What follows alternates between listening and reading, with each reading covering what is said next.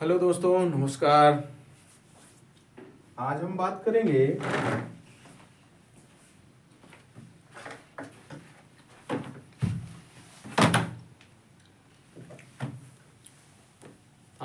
करेंगे surface condenser की। Power plant में जो सरफेस कंडेंसर होता है उसके बारे में बात करेंगे। किस तरह से लगाया जाता है और क्यों लगाया जाता है और कहाँ लगाया जाता है, उसका यूज क्या है, इसके बारे में बात करेंगे।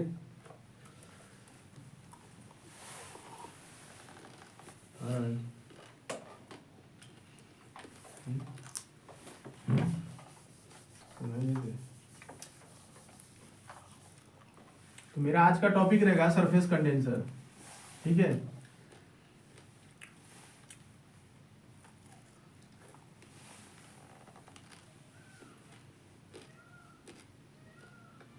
कंडेंसर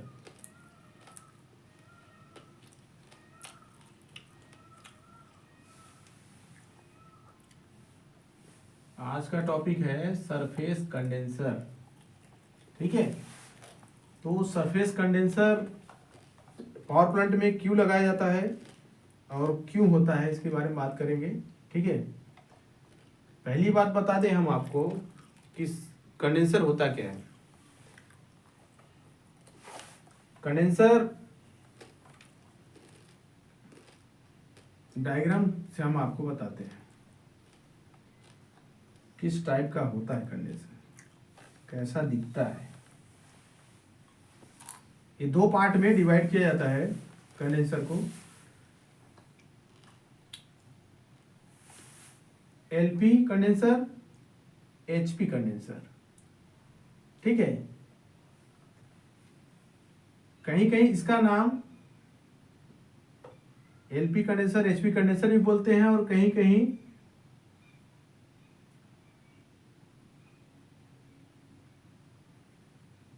कंडेंसर 1, कंडेंसर 2, इस टाइप का भी लिखा रहता है। अपना अपना प्लांट के अलग अलग रूल होते हैं, उस हिसाब से इसको मेंशन किया जाता है। ठीक है। तो हम मान लीजिए कंडेंसर 1 ये है और कंडेंसर नंबर 2 ए है। ठीक है। इसमें एक कूलिंग लाइन भी जुड़ा रहता है। ठीक है। एक कूलिंग लाइन का यहां से मान लीजिए ये पानी इन करेगा। ठीक है। एक कूलिंग लाइन कहां से आती है? CW pump house. CW pump house से ये कूलिंग लाइन कनेक्ट रहती है। यहां से पानी पंप के थ्रू कंडेंसर में जाता है। ये कैसे जाता है? डायरेक्ट नहीं जाता है, इसके अंदर छोटे छोटे ट्यूब होते हैं। छोटे छोटे ट्यूब होते हैं। ये बाहर से आप देखेंगे फ्रंट व्यू से तो इस तरफ के ही ट्यूब दिखेगा, क्योंकि वो सीधा है। वो टेढ़ा रहता तो जाके उधर का चीज दिखता, आउटसाइड का। इनमें देखेंगे आप फ्रंट में जिस तरह से आप इसको देखेंगे, जिस तरह से कोई कटा हुआ पोर्शन दिखेगा कि कुछ काट दिए हैं, काट के निकाल दिए हैं, उसमें बीज दिख रहे हैं। लेकिन इसमें क्या होता है, ये ट्यूब होता है, पतले पतले ट्यूब के साइज होते हैं। ये ट्यूब होता है वाटर ट्यूब। ठीक है। जो CW से पानी आ रहा है इस ट्यूब के अंदर फ्लो करता है। ठीक है। ये छोटे छोटे लाइन दी हुई है, ये ट्यूब है। इसी टाइप में यहां भी आउटलेट में भी ट्यूब रहेगा। ठीक है। ये आउटलेट लाइन में भी छोटे छोटे ट्यूब रहेंगे। इस प्रकार से ये दिखेगा आपको। पास में जाएंगे तो उसका होल दिखेगा, लेकिन दूर से देखेंगे तो छोटा छिद्र रहता है, आपको दिखेगा नहीं। ठीक है। तो ये हम बात कर रहे थे इनलेट, वाटर इनलेट जाता है CW पंप का वाटर इनलेट और ये आउटलेट है, ठीक है। इसके जस्ट नीचे में हॉट बेल होता है, ठीक है, हॉट बेल होता है। ये क्या है, पानी है, ठीक है, ये लिख देते हैं इसको, है हॉट वेल, ठीक है, हॉट वेल, ये हॉट वेल होता है। ये पानी कहां से आया, यहां पे आप देखेंगे कंडेंसर में अंदर में दिखेगा, बाहर में नहीं दिखा है आपको। ये नोजल जिस टाइप के दिख रहे हैं स्प्रे नोजल होता है, इसको हुड स्प्रे बोलते हैं, ठीक है।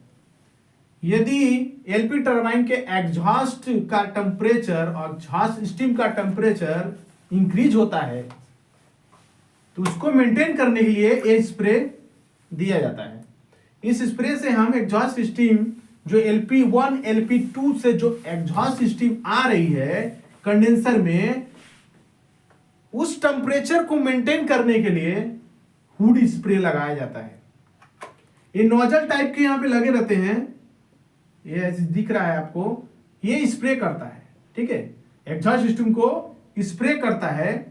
स्प्रे करने से क्या होता है, उसकी टेम्परेचर डाउन हो जाता है, नॉर्मल हो जाता है, ठीक है। नॉर्मल टेम्परेचर, हमारा नॉर्मल टेम्परेचर कितना रहता है, 45 से 43 या 45 46 इतना ही मेंटेन करते हैं, ठीक है, एग्जॉस्ट स्टीम टेम्परेचर। ये जो हम टेम्परेचर बता रहे हैं हॉट बेल का ही बता रहे हैं यहाँ पे, ठीक है, यहाँ पे ज्यादा रहता है। हॉट बेल वाटर जो एग्जॉस्ट स्टीम है वह क्या करती है, जो कूलिंग वाटर इन कर रहा है ट्यूब के अंदर, उसके ऊपर एग्जॉस्ट स्टीम ऊपर आती है, वहां पे दोनों का सरफेस, दोनों स्टीम और वाटर का, वाटर ट्यूब में है ऊपर स्टीम, तो इसका वाटर का टेम्परेचर, इनलेट टेम्परेचर ठंडी के टाइम में थोड़ा ज्यादा डाउन रहता है और हमारा गर्मी के टाइम में, सीजन में वह 34 35 36 ऐसे ही आता है अप्रॉक्स, ठीक है।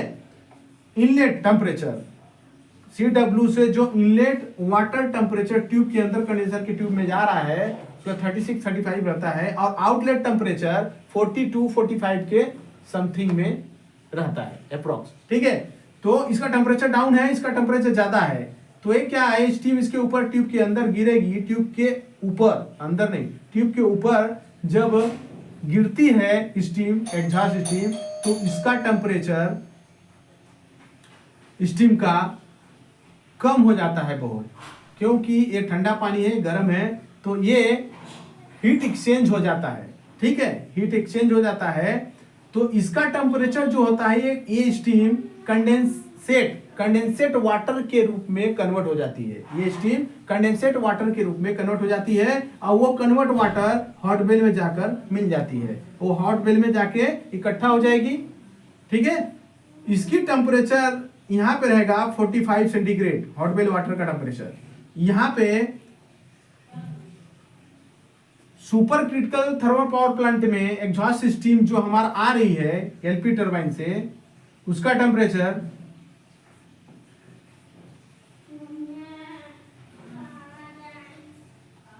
124 सेंटीग्रेड अप्रॉक्स, ठीक है, 95 सेंटीग्रेड, ठीक है। अलग अलग प्लांटों में अलग अलग लोड के अनुसार स्टीम टेम्परेचर रहता है।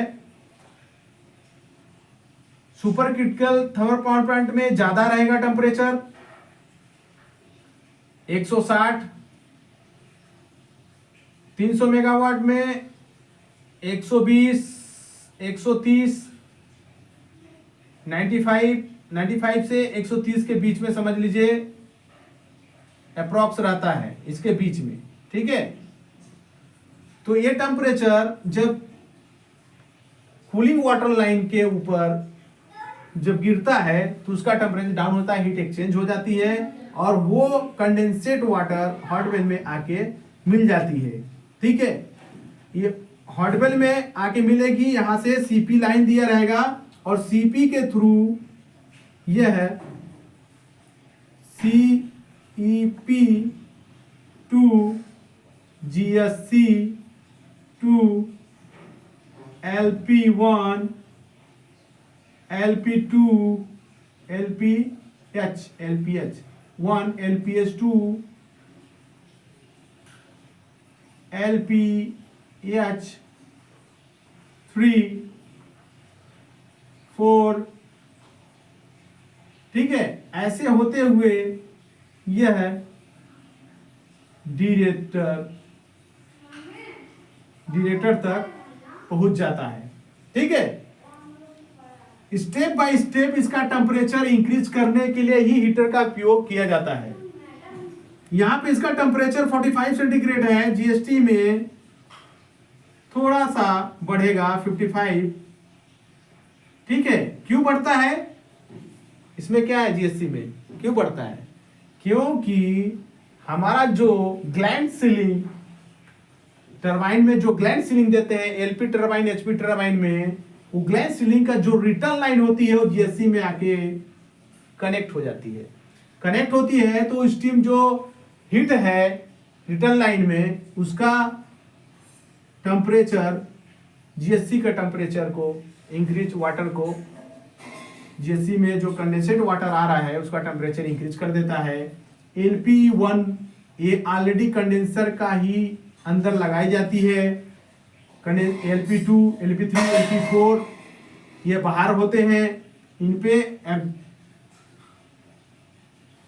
ये हीटर जो होते हैं इनमें बाहर से इंस्ट्रक्शन लाइन दी जाती है, वो भी LP1, LP2, HP1 IP turbine से ही इंस्ट्रक्शन लाइन कनेक्ट की जाती है, ठीक है। एचपी हीटर में आईपी और एचपी से दी जाएगी और एलपी हीटर में एलपी टरबाइन के एक स्टेज से निकाल के उसको इंस्ट्रक्शन लाइन को कनेक्ट किया जाता है हीट करने के लिए। कंडेंसर वाटर को हीट करने के लिए इंस्ट्रक्शन लाइन दी जाती है, उसको इंक्रीज किया जाता है। तो ये पूरा हम बात कर रहे थे कंडेंसर। ये कंडेंसर होता है, दो पार्ट में डिवाइड होता है। ये ट्यूब के अंदर CW का पानी जाता है, इसको कूलिंग वाटर भी बोलते हैं, कूलिंग वाटर लाइन है ये। इसका आउटलेट लाइन सीटी फैन चला जाता है, सीटी फैन में कूल होके फिर से रिजर्वायर के थ्रू फिर CW से यही साइकिल हमारा कंटिन्यू चलता जाता है। इसको सरफेस कंडेंसर बोलते हैं, इसी को सरफेस कंडेंसर बोलते हैं। कहीं कहीं क्या होता है, छोटे प्लांटों में, कैप्टिव पावर प्लांट में कंडेंसर आपको एयर कंडेंसर लगा देते हैं। वहां पे क्या करते हैं, कूलिंग एयर सिस्टम रहती है छोटा यूनिट में, ठीक है। जैसे हमारा कोई प्रोडक्ट बनाने वाली फैक्ट्री हो गई, ठीक है, उसमें वो चीज यूज की जाती है। तो ये कंडेंसर पूरा आपको ये बता दिया। हुड स्प्रे, इस तरह स्प्रे टेम्परेचर को मेंटेन करने के लिए लगाया जाता है। यदि आपको कोई समस्या हो तो हमें व्हाट्सएप कर सकते हैं, आप हमें कमेंट कर सकते हैं हमारे यूट्यूब चैनल में, और हमारे चैनल को सब्सक्राइब करें, लाइक करें, शेयर करें। धन्यवाद।